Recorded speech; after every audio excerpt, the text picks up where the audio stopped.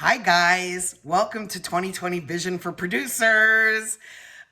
Today we're going to talk about something that's a little bit challenging for a lot of producers because a lot of producers are artists and many producers are very attached to their work. Sort of like children or babies, right? You create something and you're kind of attached to it. When a rapper or a singer does not like a track, it doesn't mean that they're saying you're whack or that your production is whack. They're just saying they're not feeling the track. When an artist is choosing music to rap over or sing over, they're actually looking for something that creates passion in them or creates movement. So you might be playing a track for Future to just randomly pull a rapper out of the air, right? I don't know why I picked him, but I'm picking him. So you're in the studio with Future and you make a beat for him and you just know in your heart of hearts that this is a hit fucking record and that Future will kill it and he will sound perfect on it and it will be wonderful. And as you're playing it for him, you're sitting there all excited and he wants to hear the next track and you're like blown away because like, why wouldn't he like this track? It's perfect for him. It doesn't mean the track is bad, and it doesn't mean that your music is bad, and it doesn't mean that he's going against your judgment or your opinion. It means the track isn't speaking to him at that exact moment. You might play it for him a year later and he thinks it's like, oh my God, the most mind-blowing hit, but you're not reaching him at the moment in the mindset that he is.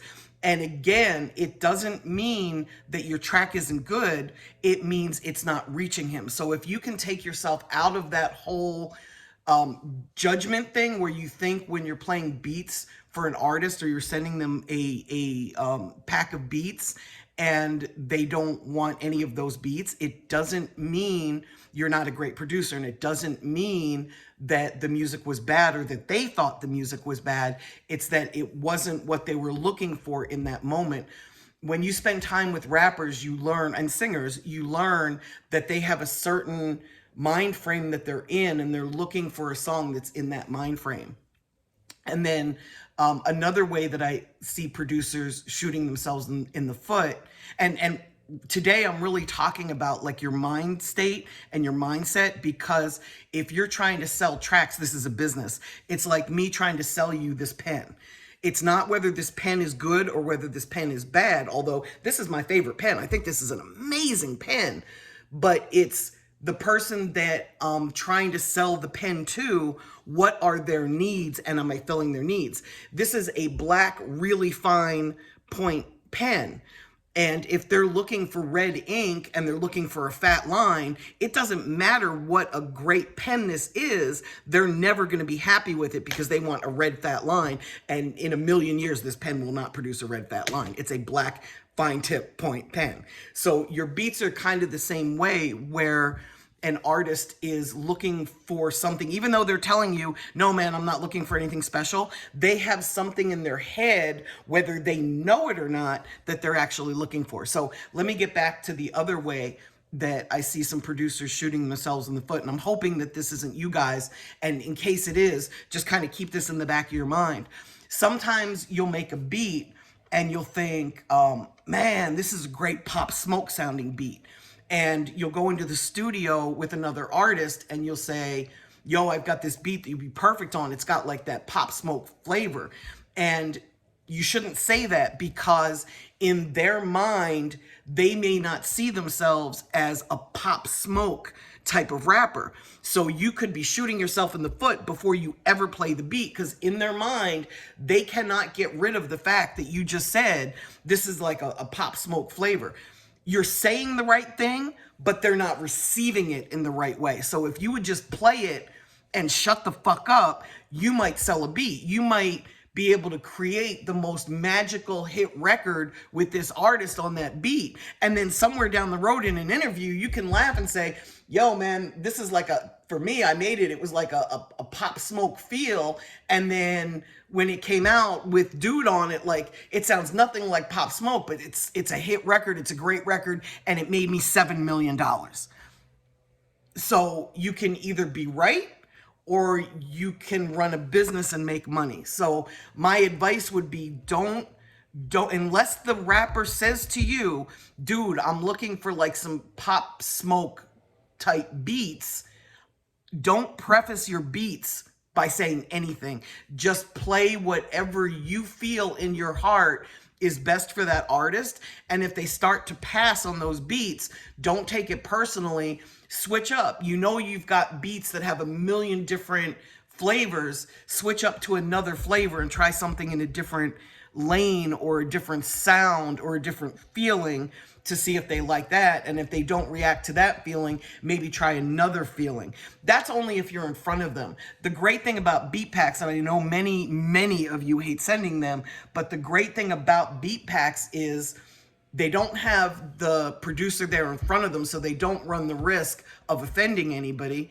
And then secondly, they can skip through them pretty quickly, and they don't have the editorial content of, yo man, I was on a couple of perks when I made this beat, and yo man, this beat would be perfect for a little pump, I think you should get on it, or this is a Pop Smoke type flavor, or yo, remember Onyx back in the day? This beat would be ideal for them. Like, all of that editorial content really doesn't help until afterwards. That's the stuff that you save for after. Even if the artist asks you for like some Pop Smoke flavor type beats, then you have an idea of what they're looking for and you can start there, but don't suggest it to the artist because it's going to pre-color your beat. You might be playing one type of Pop Smoke sound and they're picturing a completely different Pop Smoke song because you both have different ideas of who Pop Smoke is, right? And I don't know why I'm picking on Pop Smoke. I don't know why I'm picking on Future today,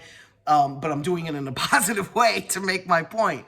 But I think that you guys get it. Like, sometimes producers can be their own worst enemy, and I don't want to see you sell yourself out of tracks.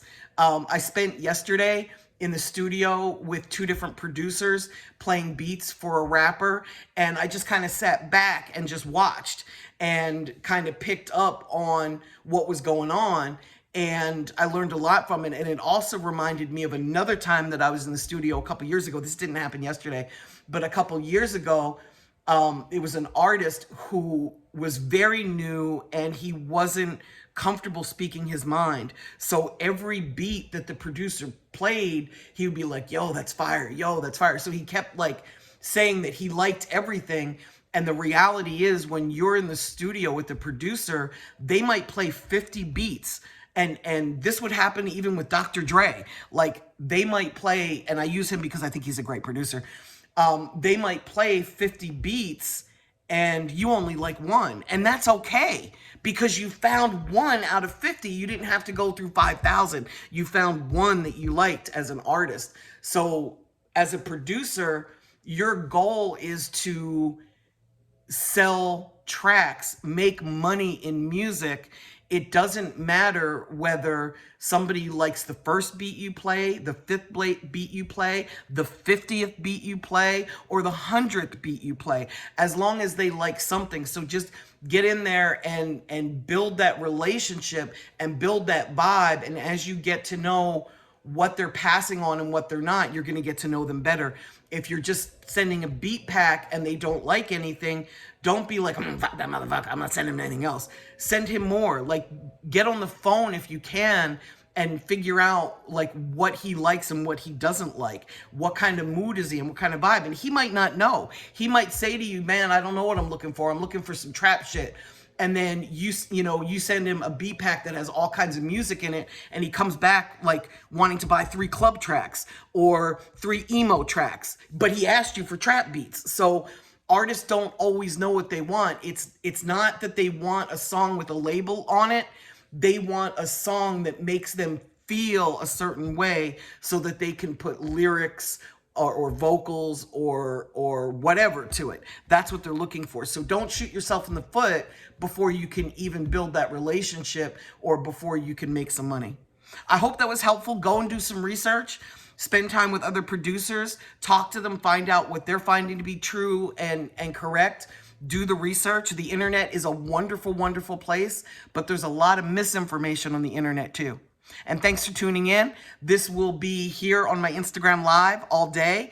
And then tomorrow when I post the next episode, I'm going to put this one up onto my YouTube so that you can check it out there. Thanks for tuning in, guys. Have a good day.